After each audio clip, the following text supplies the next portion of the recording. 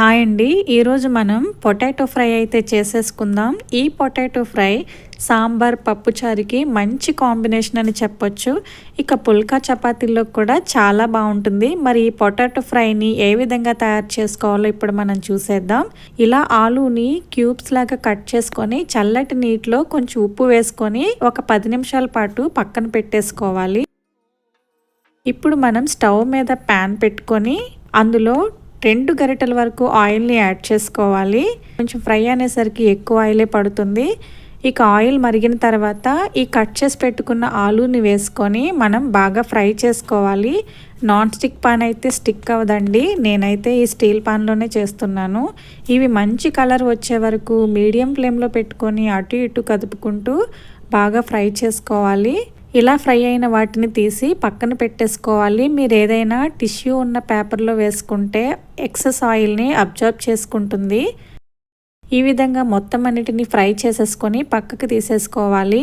ఇప్పుడు ఇదే ఆయిల్లో కొంచెం ఆవాలు, అలాగే పోపు దినుసులు, మినప్పప్పు, శనగపప్పు, అలాగే జీలకర్ర వీటిని వేసుకొని లైట్గా మనం ఫ్రై చేసుకోవాలి.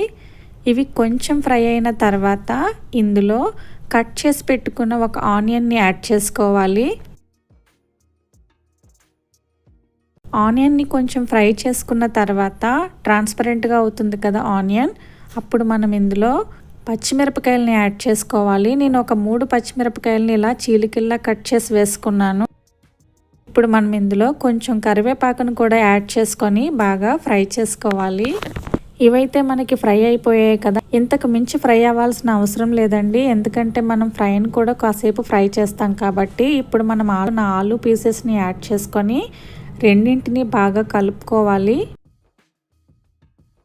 ఇప్పుడు మనం ఇందులో 1/2 టీ స్పూన్ వరకు పసుపు, సరిపడా సాల్ట్, అలాగే 1 టేబుల్ స్పూన్ వరకు కారం అనేది మీకు ఎంత కావాలో అంత అడ్జస్ట్ చేసుకొని వేసుకోండి.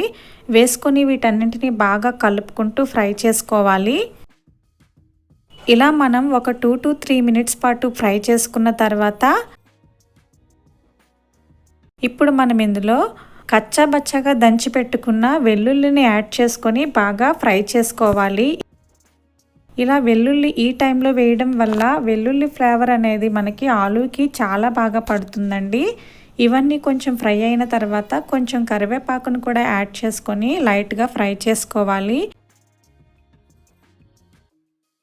ఇలా 2 మినిట్స్ పాటు ఫ్రై చేసుకున్న దీనిలో కొంచెం పెప్పర్ పౌడర్ని యాడ్ చేసుకొని మళ్ళీ కాసేపు ఫ్రై చేసుకోవాలి.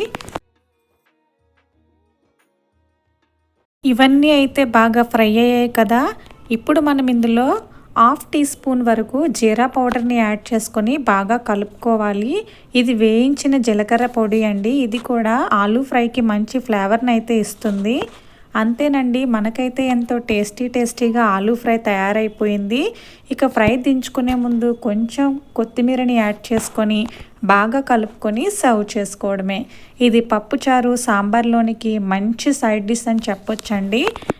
ఈ కాంబినేషన్ అందరికీ నచ్చుతుంది కదా. చూసారు కదా ఫ్రెండ్స్, వీడియో నచ్చినట్లయితే ఒక లైక్ని ప్లేస్ చేయండి. అలాగే ఛానల్ని సబ్స్క్రైబ్ చేసుకోవడం మర్చిపోకండి.